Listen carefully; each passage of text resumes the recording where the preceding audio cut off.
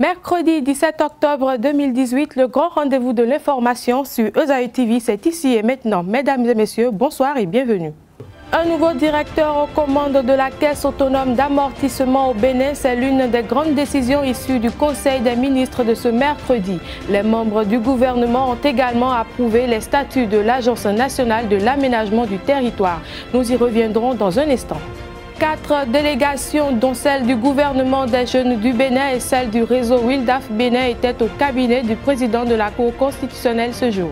Joseph Djogbenou s'est entretenu avec ses hôtes sur des sujets d'importance, parmi lesquels la célébration du 2e anniversaire de l'association du gouvernement des jeunes du Bénin. C'est encore tout frais. Les écureuils du Bénin, à l'issue du match retour Bénin-Algérie hier au stade de l'Amitié Générale Mathieu Kérékou, ont réussi à tirer leur épingle du jeu à cette étape des qualifications comptant pour la CAN Cameroun 2019. C'est en effet avec le score de 1-0 que l'équipe nationale marque progressivement mais sûrement son évolution vers la CAN Cameroun 2019.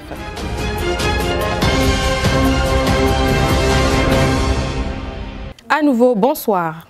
La séance hebdomadaire du Conseil des ministres s'est tenue ce mercredi 17 octobre 2018 sous la présence effective du président Patrice Talon.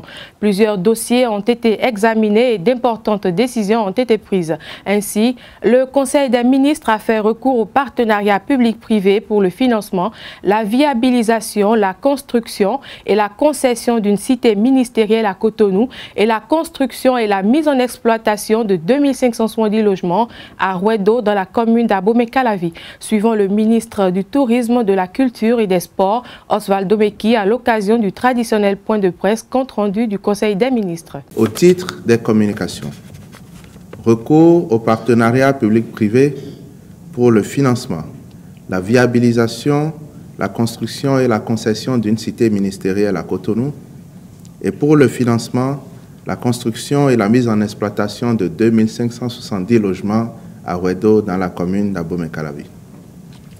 De tout temps, notre État a consacré d'énormes ressources au baux administratif dont la gestion a révélé de nombreux abus.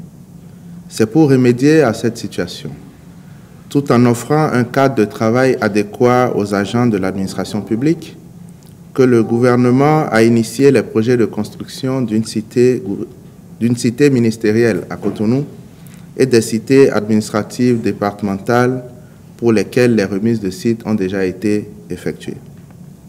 En ce qui concerne la cité ministérielle de Cotonou, sa réalisation favorisera l'émergence d'une véritable zone de concentration des cabinets ministériels et l'amélioration de leur fonctionnalité. Quant au projet de construction des 20 000 logements, il vise à faciliter d'ici 2021 l'accès d'un grand nombre de Béninois à un habitat décent. Sur les 10 849 logements à réaliser sur le site de Rouedo dans la commune d'Abomey-Calavi, plusieurs partenaires se sont déjà manifestés pour une première tranche de 8 279. L'attribution du présent lot de 2 570 logements consacre le bouclage du quota prévu sur ce site. Afin de mener à bien l'exécution des travaux de la cité ministérielle d'une part et des 2570 logements d'autre part, le Conseil des ministres a autorisé le recours au partenariat public-privé et instruit les ministres concernés de conduire diligemment les procédures administratives appropriées. Plusieurs dossiers ont également été transmis à l'Assemblée nationale par les membres du gouvernement. Des rencontres et manifestations internationales ont été autorisées et une nomination a été effectuée au ministère de l'Économie et des Finances. Nous vous invitons à suivre à nouveau le ministre du Tourisme, de la Culture et des Sports, Oswald Omeki, à l'occasion du traditionnel point de presse compte rendu du Conseil des ministres. Il est au micro d'Abdelkader Achirou et d'Anifat Boukari.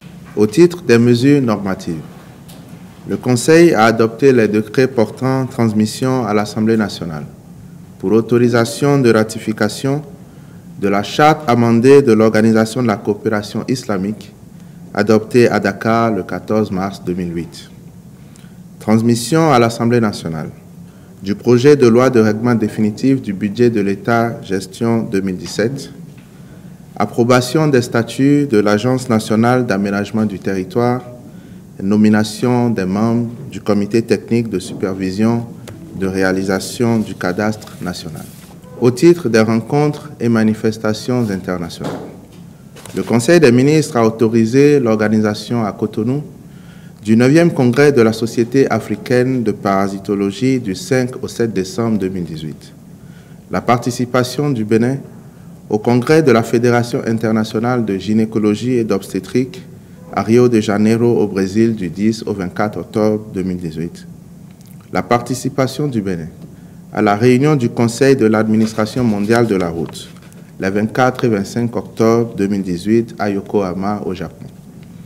La participation du Bénin à la conférence de haut niveau sur l'économie bleue durable à Nairobi, au Kenya du 26 au 28 novembre 2018. La participation du Bénin à la 3e session du comité technique spécialisé numéro 8 de l'Union africaine sur la fonction publique, les collectivités locales, le développement urbain et la décentralisation à Addis Abeba, en Éthiopie, du 5 au 7 décembre 2018. Enfin, au titre des mesures individuelles, sur proposition du ministre de l'Économie et des Finances, directeur général de la Caisse autonome d'amortissement, M. Arsène Maounion Dansou. Je vous remercie. Le président de la Cour constitutionnelle du Bénin, le professeur Joseph Djokbenou, a reçu 4 délégations en audience ce jour à son cabinet. La délégation du gouvernement des jeunes du Bénin, conduite par son président Constantin Amoussou, a ouvert le bal. Dans le cadre de la préparation de son 2e anniversaire, cette association est en effet allée rendre compte à son parrain, le professeur Djokbenou, de ses activités et échanger au sujet de l'actualité nationale. À sa sortie d'audience, Constantin Amoussou s'est exprimé au micro de Carles Kitome. Le gouvernement des jeunes du Bénin est une association qui a vocation à être une instance au sein de laquelle les jeunes devraient pouvoir faire l'apprentissage de la gestion des affaires au sommet de l'État, mais qui s'implique en tant qu'association aussi dans les questions en relation avec la veille citoyenne. Il se trouve qu'à notre installation, M. Joseph Djokbenou, président actuel de la Cour constitutionnelle, était notre parrain et il est d'ailleurs demeuré à ce jour. Et nous n'avions plus de contact depuis un très bon moment. Et aujourd'hui, le gouvernement des jeunes du Bénin est en train d'aller vers la 2e année de son existence. C'est d'ailleurs dans ce cadre que je suis en train de faire une tournée nationale. Et nous avions pensé qu'il était opportun de rencontrer les autorités de notre pays, parmi lesquelles le président de la Cour constitutionnelle, parrain à l'origine du gouvernement des jeunes du Bénin, échanger avec lui sur la vie de notre association, sur les projets, sur les positions, les propositions des jeunes dans le cadre notamment de la gestion et de la pacification de la gestion de notre pays. Mais ça a été aussi l'occasion pour nous d'aborder quelques questions d'ordre social et politique avec le président de la Cour constitutionnelle. Parce que nous avons considéré qu'en ses rôles de président de la Cour constitutionnelle, il devait avoir à l'esprit cette formule de Cicéron, à savoir que poussé à l'extrême, le droit peut être source d'injustice. C'est donc dans cet esprit d'appeler le président de la Cour constitutionnelle aussi à être un acteur de la pacification de la vie politique dans notre pays que nous avons conduit les échanges que nous avions eus et nous sommes plutôt satisfaits, disons, de l'ambiance et des approches dans lesquelles le président de la Cour nous a répondu parce que ça nous permet de penser que nous pouvons continuer dans notre pays, d'espérer que tout n'est pas perdu et que les jeunes et que les femmes et que les personnes âgées peuvent encore se mettre ensemble pour se donner la main et être au moins principalement les artisans de la paix dans notre pays, en dépit des divergences politiques, sociales qui peuvent opposer les uns aux autres. Restons au cabinet du professeur Djokbenou. Le président de la Cour constitutionnelle a également reçu en audience une délégation du réseau Wildaf Bénin, conduite par sa présidente, maître Huguette Bokbe-Nyankadja.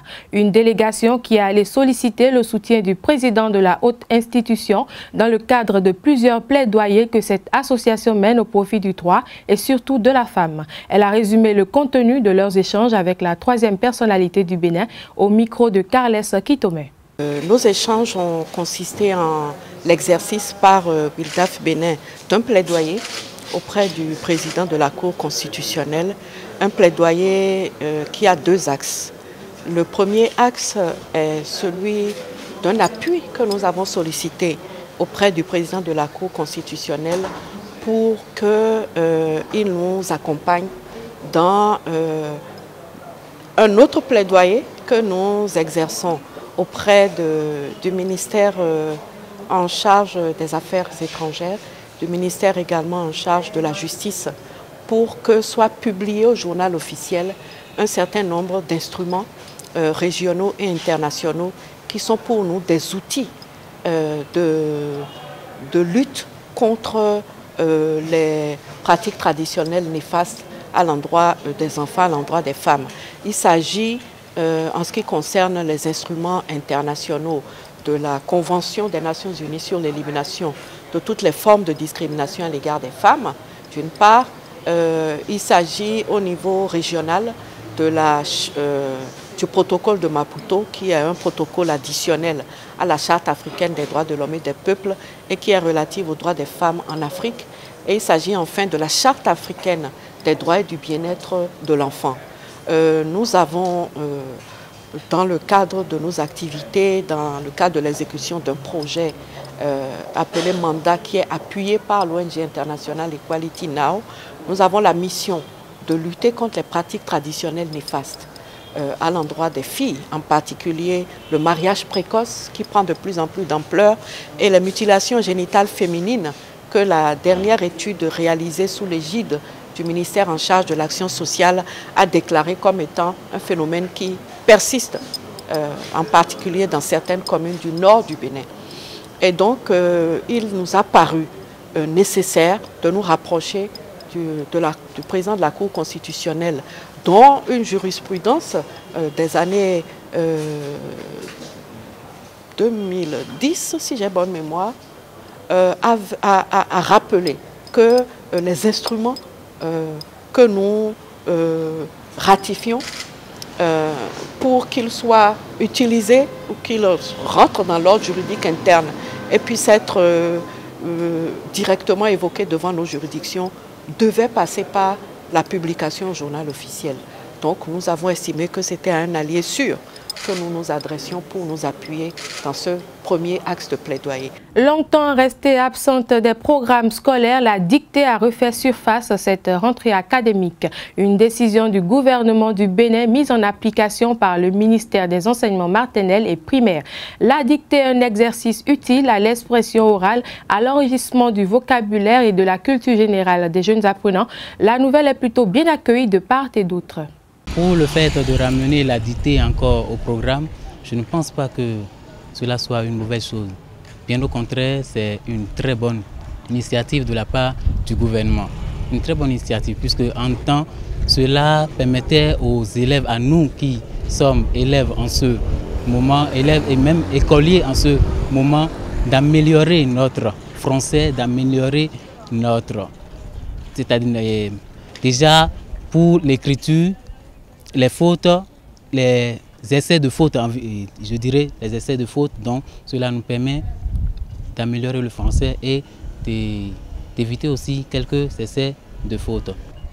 Ramener la dictée dans l'enseignement, c'est une très bonne chose, c'est une très bonne initiative dans le sens où la dictée en elle-même permet déjà aux élèves de corriger leur niveau d'expression en français.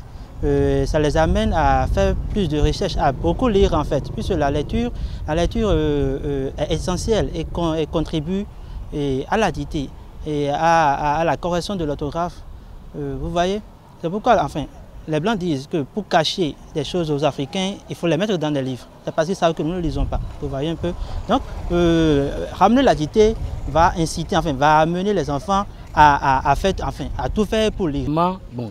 Avant qu'il y avait la dictée éliminatoire dans mon temps, c'était une bonne chose que nous ne savions pas.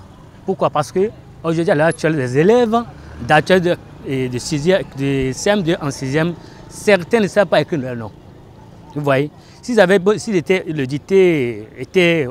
dictée du moins c'était au programme, alors je pense bien qu'il ne peut jamais en aucun cas ne pas savoir écrire leur nom. Bon, actuellement, avec les ressources, sinon bon, la technologie, les gens arrivent à abréger les mots. Vous voyez un peu? Alors que s'il y avait dicté au programme dès la classe de 6e du moins, bon, il va s'habituer à ne plus abréger. Moi, mon avis concernant la dictée, comme on n'avait pas commencé ça du C, Maintenant, si on amène ça, est-ce que les élèves, ceux qui sont déjà en avant, au milieu, peut-être au 6e, là, si on amène ça, est-ce qu'ils peuvent travailler quand ils n'avaient pas habitué? Pour faire dicter, c'est très important. Parce qu'en faisant dicter, tu peux savoir écrire, lire, faire tout ce que tu veux, comme oral écrite. Les écureuils du Bénin ont vaincu le cygne indien en battant les fenêtres de l'Algérie 1-0 grâce à l'exploit de celle-ci d'Ameda au stade général Mathieu Kérékou de Cotonou. Cette première victoire face à l'Algérie depuis 1983 a été obtenue au bout d'un match héroïque qui compte pour la 4e journée des éliminatoires de la Coupe d'Afrique des Nations Cameroun 2019. Michel Dussuyer salue la grinta de son équipe réduite à 10 en début de la seconde période. Deux mi-temps différentes forcément. La première, je pense qu'on a vraiment fait une grande première mi-temps. On a bien défendu, mais pas seulement. On a aussi bien maîtrisé collectivement notre sujet. On s'est créé des occasions en les construisant. Et cette première mi-temps, c'est logique que l'on mène 1-0. Et avec un peu plus de réussite encore, on pouvait avoir 2 buts d'avance. Puis la seconde mi-temps où c'est un combat, quoi. Voilà, donc quand c'est comme ça, on reste sur l'organisation, mais après ça se joue au mental. Je pense qu'on a eu beaucoup d'événements contre nous dans cette seconde mi-temps, quoi. Les joueurs se sont battus avec un courage exemplaire, quoi. Ils ont été vraiment formidables. Même encore, je pense qu'il aurait pu accorder encore 10 minutes de jeu, de temps supplémentaire, on n'aurait pas encaissé. Moi, je suis très fier du groupe que j'ai à diriger, quoi. Franchement, ce sont des garçons avec un état d'esprit remarquable et ce sont des valeurs qui portent tous. Ils ont tous envie de mouiller le maillot, de défendre le drapeau et d'être au Cameroun. Et vraiment, il faut les saluer pour cet état d'esprit. Chaque match a sa vérité. On ne peut pas réécrire. On est parti, on a fait du bon travail au Togo. On savait qu'à Blida, ce serait difficile. Il y a quand même beaucoup de talent en face dans cette équipe. Et au niveau de l'organisation, on n'a pas été trop mis en difficulté, seulement on concède des buts sur des phases arrêtées. Sinon, pour le reste, le rendement de l'équipe était satisfaisant. Après, chaque match a sa vérité. Chaque match, on va le préparer avec tout le soin qu'il faut, en tenant compte de nos qualités et en tenant compte des spécificités de l'adversaire. Franchement, déjà dans le tunnel, avant de rentrer sur le terrain, il fait enlever le collant noir à Fabien Farnon. J'ai dit, ah, déjà, c'est compliqué, quoi. On est tombé sur quelqu'un de très compliqué. Donc, ça s'est poursuivi, quoi. Mon sentiment, c'est que l'arbitre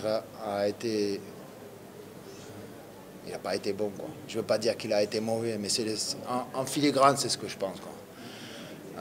Sur l'expulsion de Stéphane, c'est quand même quelqu'un qui manque largement de psychologie. Et la deuxième chose, c'est d'accorder encore 10 minutes. Je ne sais pas, où sont les 10 minutes, quoi. D'arrêt de jeu, je ne sais pas où il est allé les chercher, quoi. Franchement, je ne sais pas. Non, quand c'est comme ça, avec un joueur en moins, on défend avec 2 lignes de 4 et une pointe, quoi. Voilà, donc je pense qu'il était important de bien se densifier. Ce qui m'a rassuré aussi, c'était le comportement de nos défenseurs. C'est pas facile pour les défenseurs centraux d'être à 2 contre 2, quoi. Mais vu l'état de forme qu'ils avaient ce soir et vu la prestation qu'ils ont fournie, bon, ça m'a rassuré, quoi. Donc, à un moment donné, j'ai pensé peut-être défendre à 3 dans l'axe, mais là, on travaillait sur toute la largeur et au final, cette équipe d'Algérie n'a pas su trouver la clé, quoi.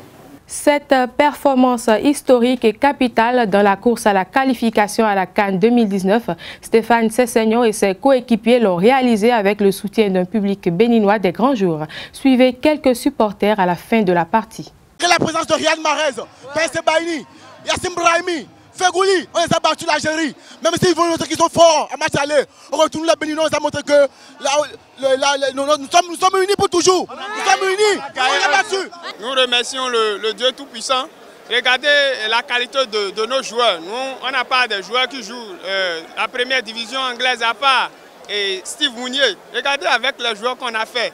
L'arbitre a tout fait, mais finalement c'est le Bénin qui a gagné. On a bien dit Bénin. Notre terre est bénie et Dieu nous a bénis. Tout le monde a vu ce qui s'est passé cet après-midi. Vraiment, l'arbitre n'a pas été à la hauteur du jeu. Pourquoi? Parce qu'on avait 10 minutes de temps. 10 minutes de temps additionnel, c'est trop. On n'a jamais vu ça. Regardez comment cette saison a été sanctionnée. Ils ont voulu que le Bénin soit éliminé. Mais Inch'Allah, Dieu dit, Nous avons Dieu, hein. Dieu a voulu, ce que Dieu a voulu, qui s'est passé cet après-midi. Hein. Grâce à Dieu, tout a été bien passé. Le Bénin a gagné, nous sommes à côté de l'Algérie, 7 points partout. Et on attend le match prochain ici à Cotonou, nous serons encore nombreux. Habitant, n'était Bénin Wani Town. Y'a pas ni Cambu ni Do. Ne Bénin Wani Baya Zimi d'ailleurs. Et non, parce que pourquoi? À ne qu'un cas. Était déjà carton rouge dans mes dans situation de mer. Parce que mes buemo, tu vis les buemo, ne joue avec Bédion. Et quand je mais oui, et bien mais oui, si nous doit être et carrément mais si nous con. Parce que nous maintenant nous con, mais tu dois nous pas. Donc ne joue Fidion, mais des boussi là mikou et mikumoa. Donc moi, bon à pomba no bon. Bon et na invisi nous mais ne habite au bloc ennemi. Mais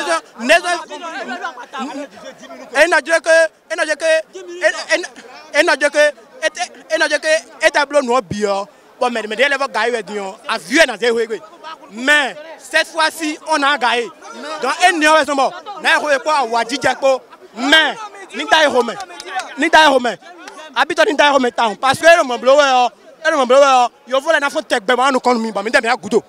Et carrément. Malgré le jour de travail, tout le monde s'est déplacé massivement pour venir au stade. Venir de Sakete, venir de Kobin, venir de Ketou, de Ouida, de Paragou, de toute la ville de Bénin. Ils ont laissé leur travail. C'est parce qu'on a l'amour pour notre pays. Et ça continue comme ça. On va à la Cannes. On va pas rester. Je salue monsieur le président aussi pour tout ce qu'il a fait, pour le déplacement de tous les supporters. Et vous les journalistes aussi qui disent la vérité dans ce pays. Que Dieu vous aidera. Ça reste encore à faire. Hein. Nous, moi, ici, les Fébas, les supporters, on est toujours prêts. Le peuple béninois est toujours prêt. Respectez-nous. De la manière que les Ivoiriens respectent leurs clubs. Nous aussi, on respecte nos clubs. L'arbitre, il a failli nous éliminer. Mais Dieu n'est pas avec l'arbitre. Dieu est avec le Bénin. Merci. Alors, je crois que la réaction du peuple tout à l'heure, c'est tout à son honneur. Vous allez remarquer en fait qu'en qualité de capitaine, Stéphane Sessegnon, il s'est montré en fait dégourdi. Il a défendu en fait la terre de ses ancêtres et franchement, je suis très enjoué ce soir. Alors, on sera encore nombreux comme d'habitude la séance prochainement pour le match avec le Togo. Merci. Mesdames et messieurs, c'est la fin de cette édition que nous vous remercions d'avoir suivi. Merci de rester fidèles au programme de ESAE TV. Bonsoir chez vous.